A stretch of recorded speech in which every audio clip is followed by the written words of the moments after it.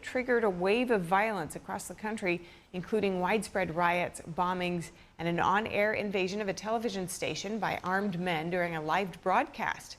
Authorities say he was found hiding in a bunker that he had built beneath a home on the country's west coast.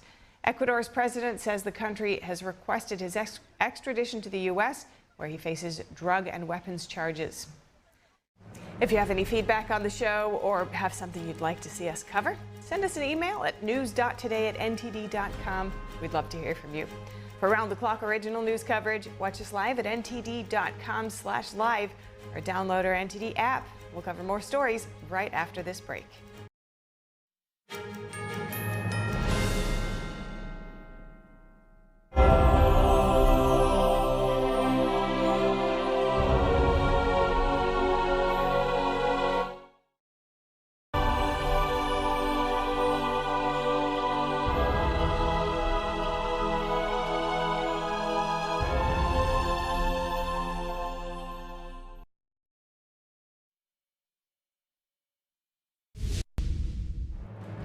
Welcome to NTD Newsroom. I'm Don Ma. Just moments ago, White House Press Secretary Caroline Leavitt confirmed that the FBI is investigating who leaked the U.S. assessment of the strikes on Iran and emphasized there's no indication any enriched uranium was removed from the Iranian sites. At the Pentagon today, Defense Secretary Pete Hegseth praised U.S. airstrikes in Iran, calling them historic, as General Dan Kane reveals a 15-year mission to stop a nuclear threat. The White House is set to host a, quote, big, beautiful event as the president pushes his domestic policy bill through Congress. The Senate could vote on the plan this week. We have the latest. The Supreme Court today sided with the South Carolina law that blocks Planned Parenthood from accepting Medicaid for abortions.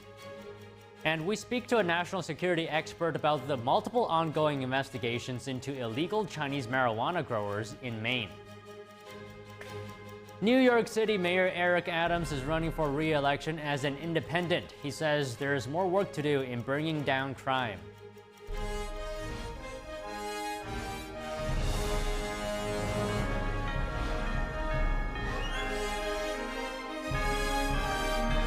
This is NTD Newsroom, live from our global headquarters in New York City.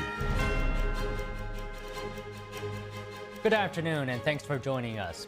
White House Press Secretary Caroline Leavitt held a briefing just moments ago addressing a series of developments. She confirmed the FBI is now investigating who leaked a classified assessment on U.S. strikes in Iran. Joining us now live is NTD's White House correspondent Iris Tao. Iris, good afternoon. What is the latest from the press briefing this afternoon?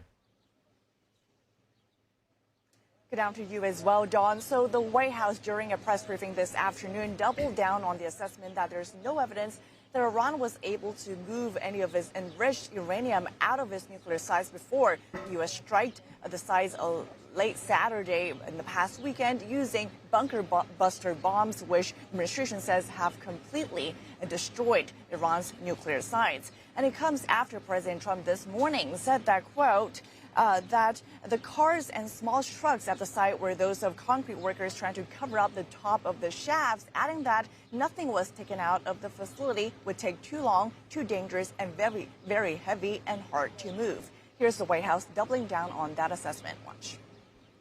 United States and our intelligence agencies and Director Ratcliffe and the President's entire national security team were obviously watching these sites very closely in the weeks and the days leading up to the attack on Saturday. And there was no indication to the United States that any of that enriched uranium was moved prior to the strike. And thus, the White House administration was closely monitoring the sites in the days leading up to the attack. The chairman of the Joint Chiefs of Staff said this morning that in the days leading up to the U.S. strikes, they did see that Iran was trying to cover the main shafts of the nuclear facilities with concrete. Meanwhile, the White House today also criticized the leak to the media about a preliminary report assessing the damage caused by the bomb, saying that it didn't completely destroy the sites, adding that that report was preliminary and incomplete and also concluded with low confidence. The White House today called this leak an example of people who dislike President Trump inside the government, especially, for example, on the Capitol Hill or in the intel community that intentionally leak these information tidbits to reporters to manipulate narratives. And the White House also gave the example of a CNN reporter who first reported on this leaked report, citing examples of the past reporting in past years. For example, in 2020, the White House says the reporter reported that Hunter Biden laptop story was a part of Russian disinformation campaign. And in 2020, she also reported that the lab leak theory of the COVID origin was refuted by intel agency. The White House says that all these reporting turns out to be false. Here's the White House today criticizing such journalism. Watch. This is a reporter who has been unfortunately used by people who dislike Donald Trump in this government to push fake and false narratives. And that's not what reporting is. Journalism is trying to find the facts and the truth. And as the White House confirms that the FBI is investigating who caused the leak this time to the media, the White House says that such person should be held accountable for this criminal behavior. Back to you. And Iris, the president is holding what the White House is calling a big, beautiful event this afternoon. Tell us more about that. Sure. So the White House says that the president is holding an event this afternoon at 4 p.m. trying to rally support for senators to pass this big, beautiful bill. We know that earlier this week, President Trump called on these senators to pass the bill this week and get the bill to his desk as soon as possible. He says that, well, do whatever you need, lock yourself in a room if needed, and must stay here to pass the bill without going on vacation. And the White House says today that the president this afternoon will be joined by everyday Americans in showing why the bill needs to be passed. To raise the example, for example, of tipped delivery drivers, law enforcement officers, and Border Patrol agents. Tom Homan, the border czar, will also be speaking at this afternoon's event.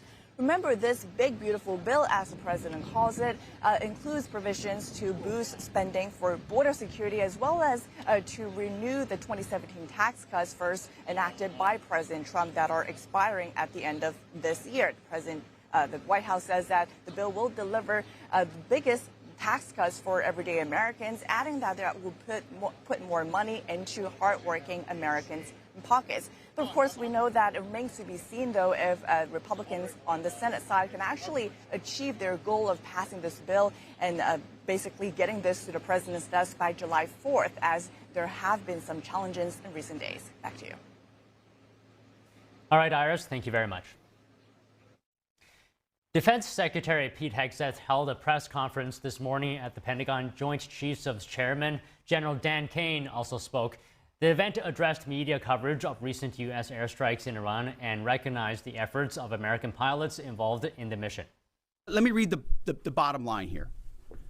President Trump directed the most complex and secretive military operation in history, and it was a resounding success, resulting in a ceasefire agreement and the end of the 12-day war. You, the press corps, because you cheer against Trump so hard, it's like in your DNA and in your blood to cheer against Trump, because you want him not to be successful so bad, you have to cheer against the efficacy of these strikes. How many stories have been written about how hard it is to, I don't know, fly a plane for 36 hours?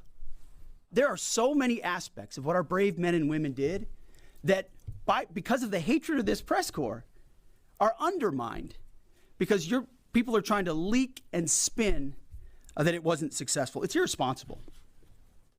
Joint Chiefs Chairman General Dan Kane praised the services of the defenders of U.S. base in Qatar, which was attacked by Iran. He then walked the press through the 15-year history behind the U.S. attack on the Fordow nuclear facility in Iran. We believe that this is the largest single Patriot engagement in U.S. military history. These awesome humans, along with their Qatari brothers and sisters in arms, stood between a salvo of Iranian missiles and the safety of Al Udeid. They are the unsung heroes of the 21st century United States Army. In 2009, a Defense Threat Reduction Agency officer was brought into a vault at an undisclosed location and briefed on something going on in Iran. And he was soon joined by an additional teammate. For more than 15 years, this officer and his teammate lived and breathed this single target, Fordow, a critical element of Iran's covert nuclear weapons program. And then, on a day in June of 2025, more than 15 years after they started their life's work, the phone rang and the President of the United States ordered the B-2 force that you've supported to go strike and kill this target. Kane also discussed the aftermath of the strikes on Fordow. Kane said the weapons were built, tested, and loaded properly. He added that they were released at the correct speed and parameters. Kane said the weapons all guided to their intended targets. The Air Force general said the weapons functioned as designed, meaning they exploded. Meanwhile, Defense Secretary Pete Hegseth said today he was unaware of any intelligence suggesting Iran had moved any of its highly enriched uranium to shield it from U.S. strikes. After the strikes, some experts cautioned that Iran could have moved a stockpile of near-weapons-grade enriched uranium out of Fordow before the strike. Attorney General Pam Bondi confirms there are multiple ongoing investigations into illegal Chinese marijuana growers in Maine. Here is what she said during a congressional budget hearing on Wednesday. Regarding the Chinese marijuana growers, one of the first things I did was meet with Director Patel about that. I met with DEA about that and ATF about that because it all goes together. As we discussed, we are looking at that closely, and we will continue to fight that and research that. And that was something else that I learned about in Maine from my very first meeting with you, but we have had multiple discussions about it, and there are active, ongoing investigations regarding that issue. And joining us now to discuss is Jimmy Quinn, National Security Correspondent of National Review. So, Jimmy, thank you very much for joining us. As you heard, Pam Bondi confirmed there are multiple ongoing investigations into illegal Chinese marijuana growers in Maine. So these are active investigations. So, Jimmy, what do we know so far about this growing operation? So there are a couple of ways to look at it. At the most basic level, it's an illegal drug operation, and for that reason, it should be prosecuted and people should be brought to justice. There are concerns about human trafficking, about the labor conditions in these grow houses, where people who illegally came to the United States are being put to work in potentially unsafe and unsanitary conditions. It's a blight on local communities and the neighborhoods in which these operations have been exposed so far. The second way to look at it is the nexus with the Chinese Communist Party. These illegal grow operations are part of transnational Chinese criminal organizations that are in an alliance with Beijing.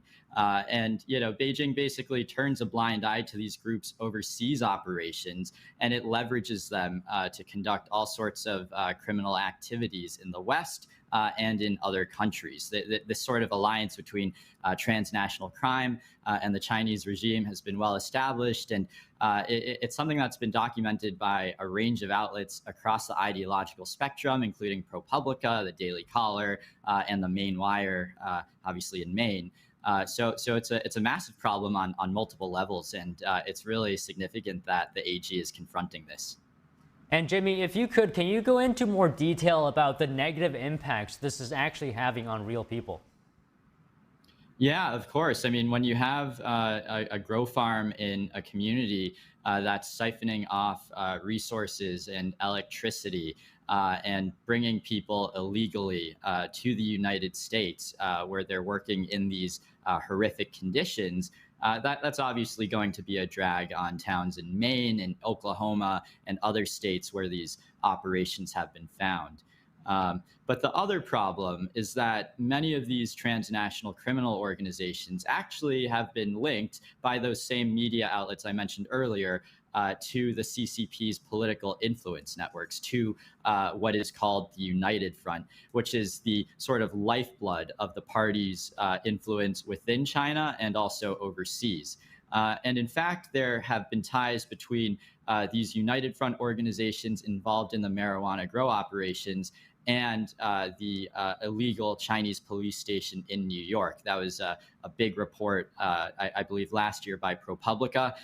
Chinese diplomats have actually gone out, reportedly, to visit these locations. So China's embassy in the United States is, at least aware of this and probably involved in ways that the public isn't, aware yet. The extent of these activities and the direct links to the Chinese party state is something that we're going to learn a lot more about as the FBI and the DOJ continues to investigate. And in your view, what is the level of damage being done right now? I mean, should people be worried? Absolutely. And I mean, the other thing is that many of these transnational criminal organizations are allegedly involved in fentanyl trafficking. So they're ravaging communities with the help of the Chinese government. This is the same regime in Beijing that basically provided export subsidies, according to a congressional committee investigation, for chemical companies that manufacture fentanyl precursors. So the Chinese government was subsidizing and incentivizing the export of these chemicals that people use to create drugs that have killed countless tens of thousands, hundreds of thousands, millions of Americans. These illegal grow operations are part of the financing and money laundering networks that sustain that sort of drug trafficking. Okay, so many points to talk through, but since we're on the topic of fentanyl, maybe I'll ask you, China says it has taken a series of actions in the past week to try to curb fentanyl production. Beijing here trying to placate the U.S., perhaps after facing a tariff back and forth over the issue. What are your thoughts on that? How trustworthy is this news of the actions from Beijing? I think when it comes to what the Chinese Communist Party is doing, the idea should be to distrust anything they say and to take preventive measures to combat that sort of activity, even if they say that they're going to stop exporting these precursors. Fundamentally, the Chinese don't believe that they have any obligation to prevent the export of these chemicals that have killed so many countless Americans. The Chinese government is directly responsible for these deaths. And they've played this game before where they've told the US government that they're going to crack down on the export of fentanyl, on the export of the precursor chemicals, and it's continued. So it's basically like Groundhog Day. And each time they do this, subsequently, we learn about a new policy to facilitate the export of fentanyl to the United States.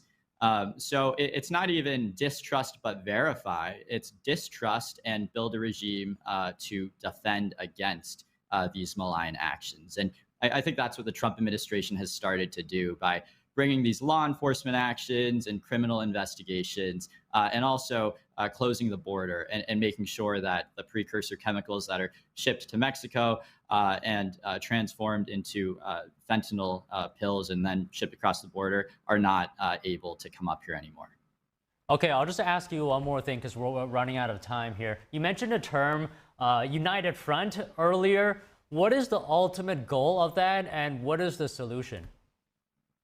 So the goal of the CCP's United Front is to basically create a network, both in China and wherever the Chinese Communist Party wants to exert its authority, so anywhere on Earth, where people who aren't part of the party are actively doing its bidding and are involved in a sort of fake civil society controlled by Beijing, where Beijing's rules are the standard. Right. And that's what we saw with this Chinese police station case 2 years ago, where the party was trying to exert its version of the law overseas. And it was actively hunting dissidents through this secret outpost in New York. And that was connected to the United Front. It was a community group that ran it that had ties to United Front organizations back in China. And very interestingly, this ProPublica report that I referenced earlier tied the illegal Chinese police outpost to the illegal grow operations in Oklahoma. So it's this very nebulous network of different actors involved in various activities, but it's a well-oiled political machine that emanates from Beijing and entraps anyone caught in its web. Well, okay, Jimmy, great talking to you today. Thank you very much. Thanks for having me. Coming up, the Supreme Court today sided with the South Carolina law that blocks Planned Parenthood from accepting Medicaid for abortions. That and more when we return.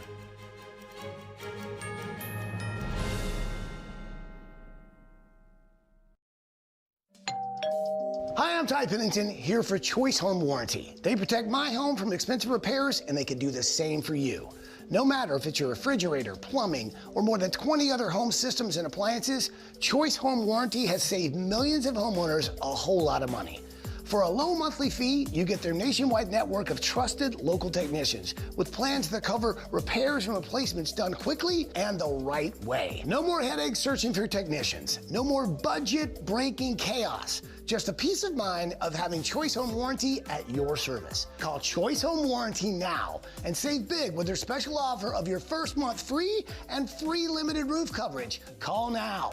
Call Choice Home Warranty for your free personalized quote and to get your first month free. Call in the next 5 minutes, and as our special offer, you'll receive free limited roof coverage. Call now to lock in your rate and save big. Call 800-210-6422. 800-210-6422. Is deep sea fish oil really healthy? Due to pollution in the oceans, most fish contain heavy metal elements and radioactive substances. That's why it's so important to choose a pure source of omega-3. Puritang green vegetable omega-3 is made from purslane and perilla seeds, which are rich in nutrients and minerals. It effectively improves brain power and is beneficial to the heart's health. Puritang green vegetable omega-3. Eat 2 a day and you'll feel brand new. There's a whirlwind of emotion and activity going on in this painting. And there's chaos all around and threat from below. The wolves surrounding her, and they're anything but unmoved. They're moving all the time, and we sense that. But this little girl remains unmoved.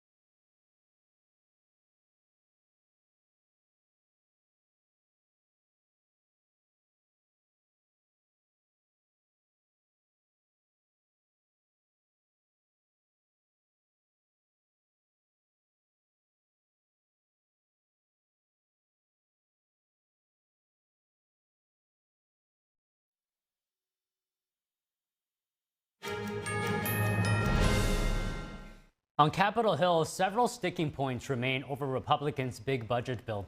President Trump holding an event at the White House later today in a last-minute effort to shore up support ahead of a long weekend of negotiation on the Hill. NTD's Melina Weisskopf has the latest. The main sticking points in this big budget bill are over state and local tax deductions, Medicaid reform, and how quickly and aggressively to roll back energy tax credits. The SALT cap limits how much people can deduct from their federal taxes for state and local taxes already paid. Some lawmakers from high-tax states want to raise the cap from $10,000 to $40,000. They're essentially trying to find a number that members from those high-tax states like New York and California can accept. But remember, at the same time, President Trump didn't even want SALT to be a part of this reconciliation bill. There are several who are opposed to it because they say it's a tax giveaway to governors who they say aren't running their states well. Then you have senators who remain concerned over the national debt. Here's one of them. I'm fiscally conservative no matter who is president, and I just can't support something that makes the deficit work. Senator Ron Johnson shares his concerns, though he says he's met with White House officials and that they're helping him move closer to a yes. Several Republicans are also concerned about what Medicaid cuts mean for rural hospitals. That's a concern shared among Democrats. Listen to this consensus between two unlikely allies, a staunch conservative, Josh Hawley, as well as a socialist Democrat, Bernie Sanders. Hospitals that are already struggling would be forced to shut down. We can't close rural hospitals. That's my message. One idea to address these concerns is to set up a relief fund for rural hospitals to help offset any losses from Medicaid cuts. Senator Hawley said this is a step in the right direction, but other Republicans like Susan Collins of Maine say it's not enough. There's also dispute about how to handle repealing Biden's green energy tax credits. Both the House and the Senate want to phase them out, but it's a matter of how fast to do it. Now, amid of all this turbulence and these ongoing negotiations, leaders are also expressing optimism that they'll be able to meet that self-imposed life-worth deadline. We're moving that along. I've talked to a countless number of members and senators today, and we're working through the final details, and I'm convinced we'll get it to the point where everybody can be satisfied with it, and we'll get it done.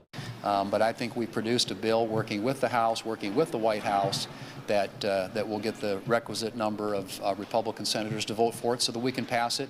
Now, if all of this goes smoothly and there aren't any hiccups in the House once they get the bill back, it's possible they will be able to meet that July 4th deadline. If, however, the House gets it back and there's some unsatisfied members who refuse to vote unless their preferences are met, then we could be looking at a delay on the bill or late-night negotiations in a rush to get it done.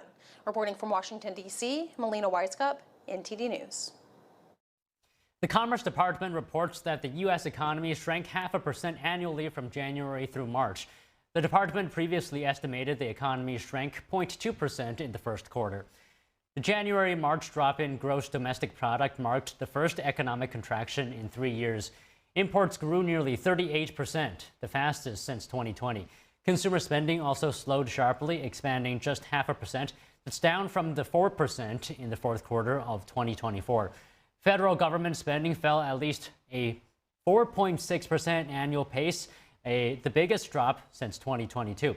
A first peek at second quarter GDP growth is expected July 30th. Federal Reserve Chair Jerome Powell's term ends in May of next year. President Trump says he is considering several people to lead the central bank. The president yesterday remarked on his dissatisfaction with Powell, mentioning that he has 3 or 4 people he's considering for the next chair. Some top contenders reportedly include Treasury Secretary Scott Bessent, current Fed Governor Christopher Waller, and National Economic Council Director Kevin Hassett. Trump has routinely criticized Powell for not cutting interest rates. Earlier this year, Powell said the Fed is not in a hurry to lower rates. Powell argued that increases in tariffs this year could push up prices and weigh on economic activity. The Supreme Court today rejected challenges by Planned Parenthood to a South Carolina law that prevents them from receiving Medicaid funding for abortions. 2 Planned Parenthoods and a patient sued the state of South Carolina. A South Carolina law terminated Planned Parenthood's enrollment agreements to provide family planning services under Medicaid, deeming it an unqualified abortion provider. The patient said she preferred Planned Parenthood for her medical care, but that she needed Medicaid. The patient and Planned Parenthood argued that a provision of federal law allowed them to sue the state for blocking their rights. In a 6-3 decision, the court ruled that they cannot sue the state of South Carolina to enforce that provision because the law does not allow private parties to sue state actors. Justices Ketanji Brown Jackson, Sonia Sotomayor, and Elena Kagan dissented from the opinion. Eric Adams officially announced that he is rerunning for New York City mayor, this time as an independent. He says there's still much to do. Believe in us. I believe in our grit, our soul, our resiliency. And I believe that our best days are still ahead. Let's build a city where every kid can dream and every senior feels safe and every working person can thrive. Let's not go backwards. Let's move forward together. So 4 more years mean a lot. It gives me the time to finish the job. And this election is a real choice. Democratic candidate Zohran Mamdani is a top contender in the race. But billionaire Bill Ackman reportedly says he will financially support a candidate to go up against Mamdani. The Harvard Kennedy School is preparing contingency plans for international students who may be unable to enter the United States due to visa restrictions. On Monday, a federal judge indefinitely blocked President Trump's latest effort to prevent Harvard from bringing international students to campus. Despite the ruling, ongoing visa delays, administrative backlogs, and shifting rules to continue disrupt plans for many students. Harvard's proposed alternatives include a blended program for new and returning students that would offer up to 3 in-person sessions in cities worldwide, or a partnership with the University of Toronto that would allow only returning students to complete their degrees in Canada. Harvard said it would launch the plans only if enough students showed interest. Border czar Tom Homan says he and his wife are living separately because of death threats against him. In an interview with New York Post, Homan called the death threats against him and his family outrageous. The border czar says he sees his wife as much as he can. Homan did not go into the specifics of the threats. He did mention what he described as 1,000 protesters showing up at his house in upstate New York in April. That was in response to the arrest of a woman who was in the United States illegally. Earlier this month, protests and riots erupted in Los Angeles and several other cities. They followed raids by immigration and customs enforcement. During the interview, Homan called the protest a response to a criminal investigation dealing with money laundering, tax evasion, and customs fraud. Homeland Security Secretary Kristi Noem met with Costa Rican President yesterday. After the meeting, the two countries signed a pair of agreements, one that welcomed Costa Rica into Customs and Border Protection's Global Entry Program. The other, a security agreement. I recognize that the President has many responsibilities at hand. We've talked about his mission to have every single individual that comes into his country, every single product or good that comes into his country, to be scanned, to know what it is, what the product is, if it is something that is beneficial to the country, or if it is something that is tied to drug trafficking or drugs that needs to be stopped. The Global Entry Program agreement will allow travelers a much more streamlined approach to coming back and forth between Costa Rica and the United States. Under the security agreement, Costa Rica will screen all goods entering the country through its airports and seaports. This was the second stop during Noem's tour of Central America. Noem then continued on to meet with Honduras President. Delegations from both countries addressed border security, migration, and the fight against drug trafficking. Congresswoman LaMonica McGivern pleads not guilty to charges she assaulted and impeded federal agents. She's accused of impeding authorities outside an immigration detention center in New Jersey last month. The Congresswoman represents a district in northern New Jersey. She was indicted on 3 federal counts after prosecutors said she struck 2 Homeland Security agents with her forearms during a scuffle last month. McGivern was conducting an oversight visit along with 2 other Democratic members of Congress. The detention center in Newark, New Jersey is run privately. She allegedly resisted agents who tried to arrest the city's mayor for trespassing at the facility. The Congresswoman denies the allegations and accuses the Trump administration of political intimidation. Coming up in a press briefing, Defense Secretary Hegseth described the strike on Iran's nuclear facilities as one of the most complex and secretive operations in U.S. military history. A former Black Hawk helicopter pilot and battalion commander weighs in on this.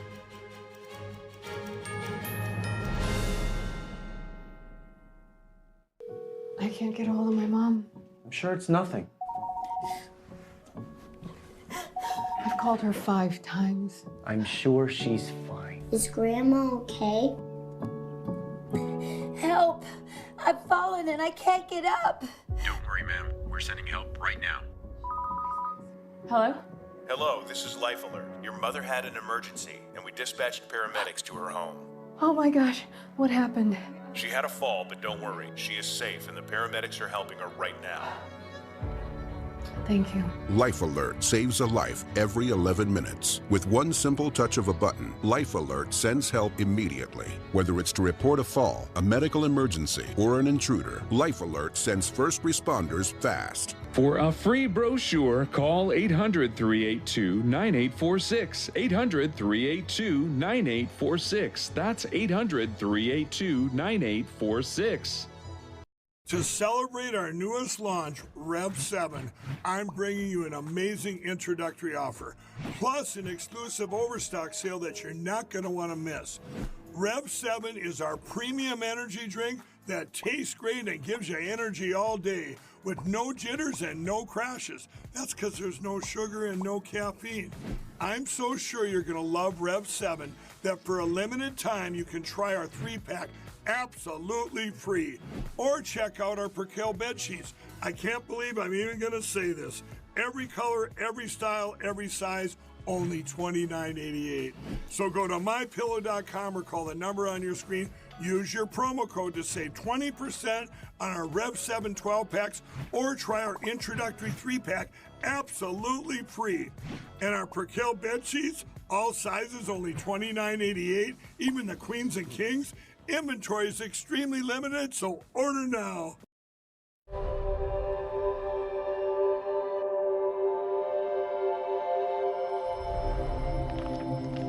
My 15-year-old son, Ethan, and I had a fun and relaxing morning. We returned home, and Ethan walked to his best friend's house an hour later. I heard the ambulance scream by the street, carrying my beautiful boy. Ethan was shot in the head in his best friend's house with an unsecured gun.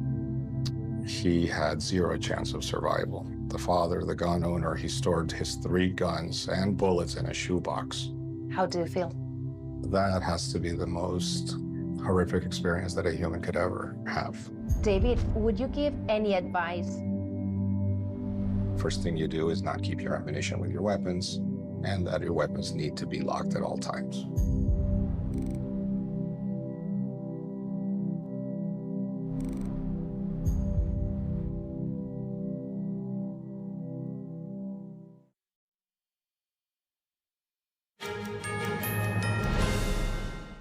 A mission 15 years in the making. Secretary of Defense Pete Hegseth and General Dan Kane, chairman of the Joint Chiefs of Staff, revealed details of the strikes on Iran's nuclear facilities. Our Washington correspondent Luis Martinez has more on this story. First, that the weapons were built, tested, and loaded properly. 2, the weapons were released on speed and on parameters. 3, the weapons all guided to their intended targets and to their intended aim points. 4, the weapons functioned as designed. In order to dispel misinformation over the U.S. strikes against Iran, the chairman of the Joint Chiefs of Staff, General Kane, went point by point over the verifiable evidence the Pentagon has on the strikes on the Fordo nuclear facility. The cap was forcibly removed by the first weapon, and the main shaft was uncovered. Weapons 2, 3, 4, 5 were tasked to enter the main shaft, move down into the complex at greater than 1,000 feet per second, and explode in the mission space. There was a 6th massive ordnance penetrator dropped on each of the 2 ventilation shafts at the Fordo nuclear facility for redundancy. The Defense Threat Reduction Agency, DETRA, began designing the munition some 15 years ago. See, we're here this morning because in hunting for scandals all the time, in trying to find wedges and spin stories, this press corps and the press corps miss historic moments. Secretary of Defense Pete Hegseth went into detail to clarify crucial elements that were omitted in the reporting of a leaked preliminary assessment of the strikes. It points out that it's not been coordinated with the intelligence community at all. There's low confidence in this particular report. It says in the report there are gaps in the information. It says in the report multiple linchpin assumptions are what this assessment, a linchpin assumption, you know what that is? That means your entire premise is predicated on a linchpin. If you're wrong, everything else is wrong. The Department of Defense does not conduct battle damage assessment on its own operations. The intelligence community does. The CIA's assessment is that the strike set back Iran's nuclear program years. General Kane also went into detail of the defense of the U.S. Al Udeid Air Base in Qatar. We believe that this is the largest single Patriot engagement in U.S. military history. Senators are expected to receive a classified briefing this Thursday on the U.S. strikes against Iran. Reporting from Washington, D.C., Luis Eduardo Martinez, NTD News. And joining us now to discuss the press briefing this morning with Hegseth is retired Lieutenant Colonel Darren Gobb. He served in the U.S. Army as a Black Hawk helicopter pilot and battalion commander. He's also a geopolitical strategist and the author of the new book, Vincit Veritas. So good morning, Darren. Can you just comment to start off on the complexity of an operation like this, the level of planning, skill, coordination, all required to pull off the massive airstrikes? Yeah, it's significant. And as you heard, 15 years in the making, but because you're looking at everything from confirming the target's even there to exactly the grid locations of each specific vent shaft and other things like that, that you can't just necessarily get from space or airborne platforms. You've got to get from other sources as well. And you have to know exactly how many bombs to drop to get to the depth that is necessary to complete the level of destructions that's needed. You'll analyze, the output of each of the weapons itself and see how effective those would be at the depths and what is expected to be underground. And you take it also back to how much fuel is required. What is the duration necessary for people to be in the air? It's extremely complex. But there's only one nation in the world that I know of right now who's capable of doing this, and that's us. And the airmen and everybody involved in this did it spectacularly, and I'm sure the world paid attention. And on a scale of 1 to 10, I mean, would you rate this like 8, 9, or 10? And Hegseth describing the strike as one of the most complex and secretive as well in U.S. military history. Your thoughts on that? Yeah, and I mean, I would add it as modern military history. Of course, we've had a lot of very complex operations in through America's military history going back a number of years. So we can't discount that those were also difficult, things like Normandy landing and such. But when it comes to modern day era targeting, precision targeting, specifically the ability to destroy specific sites with limited number of casualties, only achieving the effect desired. Based on what we know right now, I would say this was a massive success. And I think the intelligence assessments that will take time to fully flesh out will support that assessment. And you mentioned earlier, can you also talk about the capabilities that the U.S. has that no other nation possesses? How far ahead is the U.S.? In some things, we're so far ahead, probably never going to get caught. And that's things like intercontinental strategic bombing missions using B-2 stealth bombers or other similar systems, I guess, even more high tech. But there are other areas where we're not necessarily there, and that's such as with the drone fight against, and the comparison would be places like China, where the tech and the ability to mass produce things is there significantly. And so bottom line is, it's not, looking at the military in general, you're not able to say necessarily that we're ahead of every nation and everything decades. In this area, bombing with B-2 stealth bombers and massive ordnance penetrators, yeah, you're decades or more ahead. But other areas, we're still behind or on par with other nations. So what I would say is that we've achieved a significant success using the capabilities that we have where nobody else can match us. And you said earlier that it looks like the mission was a success, and foreign assessments as well, also in line with the U.S. On the Fordow strike, right? The Israeli Atomic Energy Commission saying that Fordow was rendered inoperable, IAEA as well. Rafael Grossi saying there's enormous damage, and Iran's own foreign ministry admitted nuclear facilities were badly damaged. Any comments on that? Yeah, and I would say one of the military truisms is that the first report is always wrong, especially if it's really early after an event that is of this significance. You have to be patient and wait for the information to develop over time, because you're not looking for just a single source to tell you what the result was. You're looking for human intelligence. You might be looking for satellite intelligence, airborne, fixed wing intelligence of an Air Force variety or others. And in this case, obviously, other nations are involved in assessing it themselves. So by the time you build enough sources, if they're coming to generally the same conclusion, you know that you've got a higher confidence conclusion about what happened. Is it ever 100%? Not without people on the ground who you trust making those assessments. And that's an area that I think we've been hurting when it comes to human intelligence. If all these sources continue to say that they're at least degraded years, up to being completely obliterated, I think you can reasonably conclude that that assessment is also fairly accurate.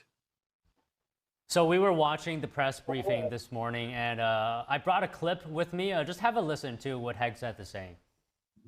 We're here to clarify what these weapons are capable of, which anyone with, two eyes, some ears, and a brain can recognize that kind of firepower with that specificity at that location and others is going to have a devastating effect.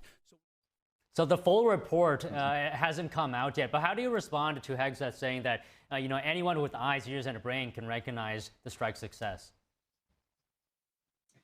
There's a point to which that is 100% true, and that is simply by watching it and seeing what they can see on the ground from airborne pictures.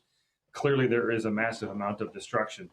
What you can't see is necessarily what's underground yet, because these kind of weapons, as they penetrate into the ground, most of their explosive force remains underground, and that's by design. So you can't see that from the surface. So if what you're seeing is destructive enough, what happens underground is magnified by many factors, and it's far more powerful. Thermobaric weapons, massive ordnance penetrators. On the surface, you have massive ordnance airburst bombs. These weapons, the only thing more powerful than these kinds of weapons is an actual nuclear yield weapon, which you, of course, do not want to ever have to use. And these things are more than powerful enough to completely destroy what they were aimed at. And I suspect you're going to find out that Iran has been rendered ineffective in the nuclear field for a very long time. Okay, another part of this conversation is the enriched uranium. Do you have any comments on the uranium at the facility and the likelihood that it was destroyed? Well, I don't have any specific intelligence on that, but that is a concern that must be accounted for, is whether or not the autocrats or whatever in Iran saw this coming and realized that there was no way they were going to deter it. So they took that uranium and the fissile material out of these facilities somewhere else in order to start over. That may be the case, and hopefully not. But if it is the case, regardless, you're still delayed years, because you can't just make something out of that material without having the systems and the facilities in place to do so. I don't think we're there now. Secretary of Defense, President may have some intelligence to be able to say with 100% certainty what has or has not happened there. But from my perspective, I would say at the very least, they've been rendered ineffective. The immediate threat is gone. And by the way, if it comes back, we can go back if necessary. Okay, just to wrap up, what are your thoughts on what's next for the U.S., for Iran? Hopefully, we can have an actual deal made where they'll truthfully and honestly stop trying to produce nuclear weapons, as their stated goal is to eradicate Israel. And that's just not good. It doesn't matter what country you're threatening. That can't happen. Worst case, Iran goes back to what it always was and tries to do the same thing again somewhere else. I would also say that in the best case scenario, that the people of Iran, the Persians, who have been under the thumb of these dictators for far too long, have an opportunity that they could seize to remove their own dictators and rebuild their own nation, bring back the government in exile that is out there ready to go. And maybe Iran, too, can enjoy some flavor of liberty again sooner than later, because their dictators have been shown to be ineffective and are losing their power. All right, Darren, always great to talk to you, and thank you again for coming on. Hey, thanks. Have a good day. Next, President Trump is urging Israel to drop its corruption trial against Israeli Prime Minister Benjamin Netanyahu. He called the charges a witch hunt and called Netanyahu a great hero. The charges date back to 2020, when Netanyahu was accused of accepting luxury gifts from Hollywood mogul Arnon Milchan. In a post on Truth Social, Trump defended Netanyahu as a, quote, warrior and credited him with helping thwart Iran's nuclear threat. Trump dismissed the case, which includes allegations of lavish gifts and a stuffed Bugs Bunny toy, as politically driven. Netanyahu's trial resumes Monday in Jerusalem. And Netanyahu said today he would continue to work with President Trump. In a post on X, Netanyahu said the goal is to, quote, defeat our common enemies, free our hostages, and quickly expand the circle of peace. Netanyahu posted the message with a picture of himself and Trump shaking hands. This happened shortly after Iran's supreme leader gave his first speech since Iran and Israel reached a ceasefire. In pre-recorded remarks on state television, Ayatollah Khamenei said Iran would not surrender despite President Trump's calls. U.S. Ambassador to Israel Mike Huckabee today visited the hospital that was hit by an Iranian missile earlier this week. Huckabee talked about a possible deal to end the war in Gaza. Only Hamas can really answer. When they decide that they are finished creating havoc, pain, and torture on innocent people, then it will end. And I think everyone in the world wants it to end, wanted it to end 620 days ago. And so let's hope and pray that this long nightmare is soon to be over. But the president has made clear, Hamas has no future there. They can't stay. The Iranian missile damaged the medical center in Beersheba, Israel, a week ago.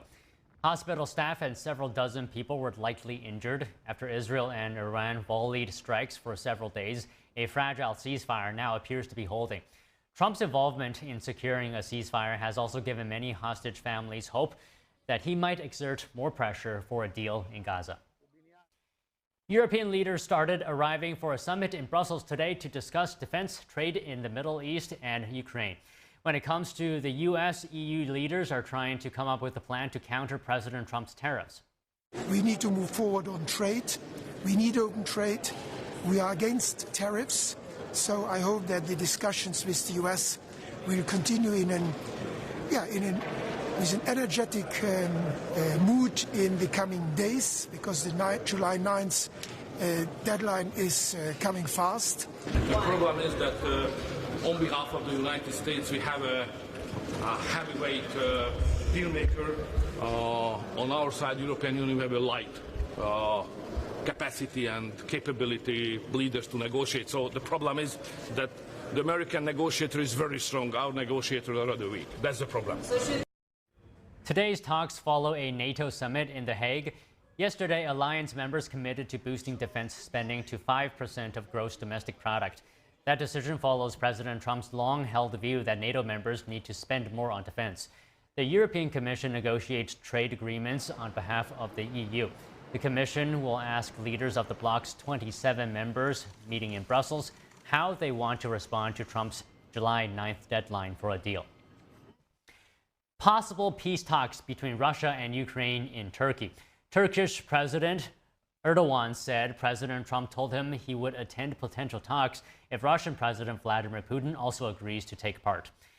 Erdogan spoke with Trump at a NATO summit this week, the first talks since Trump returned to office. The Turkish leader says he aims to bring the Russian and Ukrainian leaders together, but according to Russia, there's been no progress yet toward setting a date for the next round of negotiations. That's according to Russian state media, which also reported the Kremlin is in favor of continued U.S. efforts to mediate peace talks. Coming up, a heat wave continues to scorch the Northeast. New Yorkers react to the sweltering temperatures. We have that story and more after the break.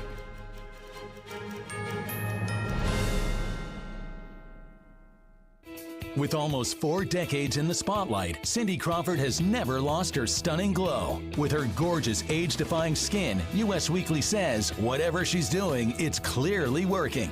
How does her skin still look firm, smooth, and youthful at 59? It's meaningful beauty. And now, with new advanced formulas, it's better than ever, delivering our age-defying ingredients even deeper into the skin to fight wrinkles where they begin. Just wait until you see the difference meaningful beauty can make for you. Instant hydration, instant plumping. My skin looks amazing. What I'm most proud of is over 5 million women have trusted Meaningful Beauty, and they're getting great results. And I get that feedback from them in airports, supermarkets, walking down the street, and I love it. And today, we are celebrating 20 years of meaningful beauty with a brand new offer you don't want to miss. You can get the entire advanced Meaningful Beauty system with all 5 age-defying super treatments. And when you order today, you'll receive our Targeted Treatment Duo, a $128 value free. Introducing the Wrinkle Smoothing Capsules to target crow's feet, forehead lines, and lines around your mouth. Plus, you'll also get the new Skin Renewing Facial Tool with heat, massage, and red light to boost the absorption of the wrinkle smoothing capsules and reduce the appearance of puffiness. The Skin Renewing Facial Tool and the Wrinkle Smoothing Capsules together create Meaningful Beauty's amazing targeted treatment duo. This plus this equals incredible results. Get all this, a $300 value, for just $49.95. But you must act quickly. Results guaranteed or your money back. If you haven't tried Meaningful Beauty yet, this new offer is something you don't want to miss. This special offer is not available in any store, so don't wait. Scan the code, call the number below, or go to meaningfulbeauty.com right now. Is deep sea fish oil really healthy? Due to pollution in the oceans, most fish contain heavy metal elements and radioactive substances. That's why it's so important to choose a pure source of omega-3. Puritang Green Vegetable Omega-3 is made from purslane and perilla seeds, which are rich in nutrients and minerals, especially vitamins A, D, E, calcium, and iron. With natural processing and no harmful chemical additives, it has more than 90% concentration of omegas 3, 6, 7, and 9. It effectively improves brain power and is beneficial to the heart's health. Puritang Omega-3 does not smell of fish and contains no pollutants, so both adults and children can safely and easily consume it over a long period of time. Puritang Green Vegetable Omega-3. Greener, healthier, and more effective. Visit puritang.com to learn more.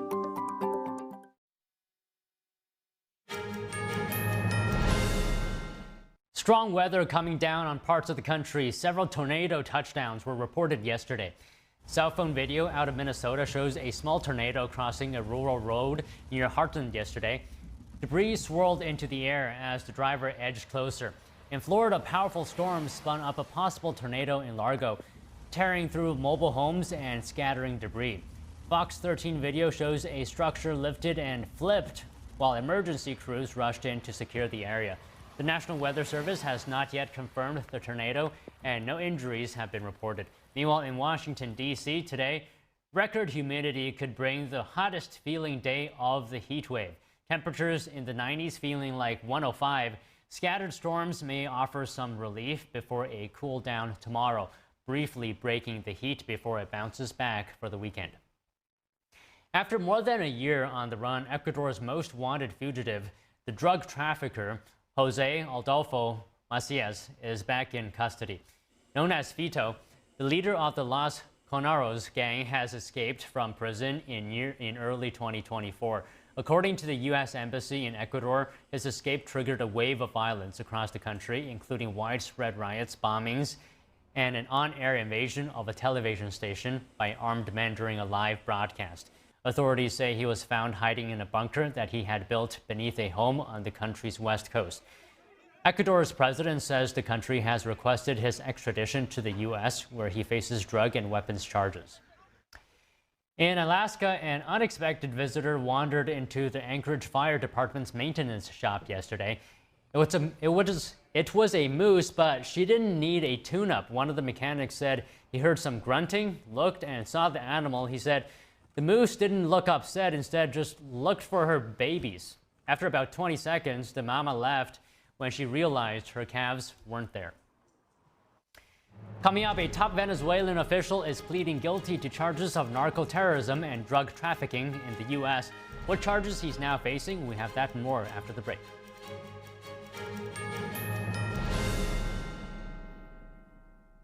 Hey, have you heard what's happening at Mathis Home? Get new lower prices all summer long with price drop alerts all over the store. They have all the latest looks at unbeatable prices. Like this big sofa with curved arms and 5 plush throw pillows. They dropped the price to just $5.99. That's an incredible value. And with their huge selection, you're sure to find the style that's just right for you. In stock with fast, free delivery. Look for price drop alert tags and save now at your furniture superstore, Mathis Home.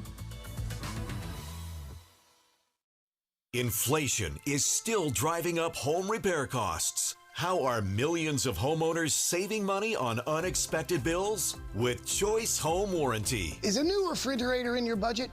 How about a replacement AC unit? I'm Ty Pennington. For many families, these costs can be catastrophic. That's why I'm a Choice Home Warranty customer. They've saved millions of homeowners from unexpected repair bills with an affordable monthly plan that provides peace of mind and helps avoid surprise expenses. Call now to protect your home with Choice Home Warranty and get your first month free.